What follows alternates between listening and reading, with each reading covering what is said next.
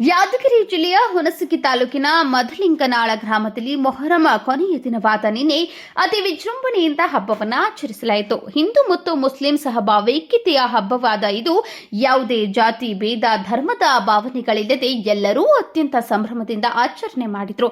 ಈ ಒಂದು ಭಾಗದಲ್ಲಿ ಮೊಹರಂ ಅತ್ಯಂತ ವಿಭಿನ್ನವಾಗಿ ಕಂಡುಬಂದಿತು.